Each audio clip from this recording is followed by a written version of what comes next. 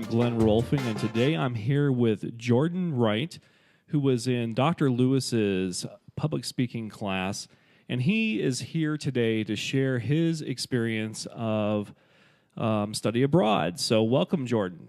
Glenn, thanks for having me. I'm excited to talk about my trip to Italy today. Oh, great.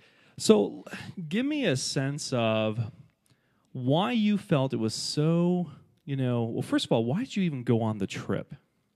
To be honest with you, I had no flight experience whatsoever. I've barely been out of the state. So really, when I was presented with this opportunity to go across seas and really experience what other cultures might be like, I just had to take it. I had to experience that cultural difference. So, and when you were there in Italy and you were going around with your peer group and with Dr. Lewis, how much of the course material that you were learning in your class really began to, come to life as you were, taking your travels through Italy?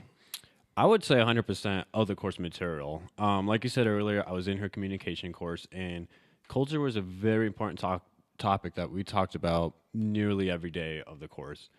So we would be sitting at lunch, dinner, breakfast with the rest of the communication students along with Dr. Lewis, and we would be talking about what kind of culture differences we're seeing day by day throughout the trip.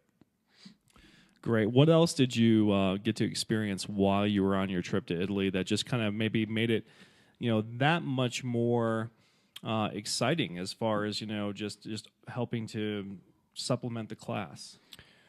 Really just the fact that it was also new to me. I've never experienced anything like that could even relate or correlate the way that did to the course. When you and I were talking earlier, I think culture is such an important topic to not only talk about, but it needs to be experienced as well. It's one thing to go to a science lecture and write down all the notes and study them, but it's a whole nother connection that's made when you actually go to that science lab and practice it firsthand. It's the exact same thing with culture. Talking about it and having discussion is great. Experiencing it and being submerged within it is a whole nother situation. And part of being submerged in that culture is, getting to walk the streets and eat the food and be be in conversation with, not only perhaps locals but also to see the history of the region. So, can you speak to any of those particular experiences? Yeah, of course. When you're overseas with your class on the study abroad program, it's not going to be structured the way that a class lecture is. With a class lecture, you guys have a plan for every day where you go topic by topic. When you're in Italy, you don't know who you might run into. You don't know what might happen. So when you're talking to locals, there are people just like us with different background history, different life stories and experiences with their own country. So when you're talking to the locals there, you don't know what kind of stories you're going to get. And that's what's really amazing about it, because culture isn't something that you could predict. It's not something that you could really expect. It's kind of just, it is what it is, and you have to be ready to embrace that full on. Yeah, not only do you get to share in their experiences, but their environment. So I'm pretty sure you got to see, some great architecture. Oh, yeah. The church history probably in Italy in particular. And of course, Italy, the beautiful vistas in itself. So absolutely stunning. How would you relate the trip in regards to, your camaraderie that you might have had with your classmates?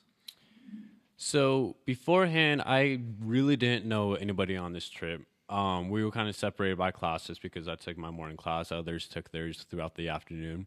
I only met my classmates during maybe the 2 or 3 meetings that we had and through a group text message chat that we had set up going throughout the semester. So we really didn't start seeing each other a whole lot until we got to the airport, until we got to Italy. But you would have never been able to tell that if you saw us walking down the street in Italy. We formed such close bonds, and we talk to this very day. We still see each other whenever we can. We still check up on each other. And some of us aren't even at Pikes Peak anymore. We have a couple of students at different universities, but we still talk like we were best friends. Because, to be honest with you, we formed that relationship while in Italy. These were students that I haven't really connected with beforehand, but as soon as we got to Italy, we connected so well. Just the fact that we're all from, Colorado Springs here, but we're being submerged in something that's completely different and unknown to us in another country. So it's not just an individual experience, but a shared experience then. Absolutely. So let me ask you this question, because I can see some students maybe looking at the website, looking at the literature, and they might look at the cost and be a little sticker shock. How would you, just relate to students who might be concerned about cost? Cost was a huge factor for me when I was considering going on this trip.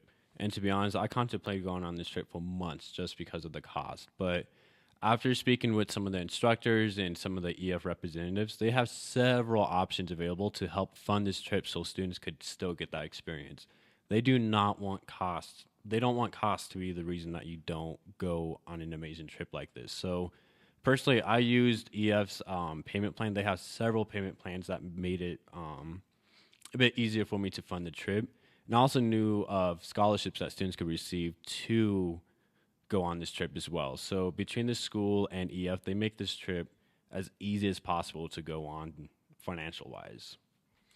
So, folks, if you are listening to this and you're just wondering, how can I get to, the next trip is in England and France, and so how can I get there?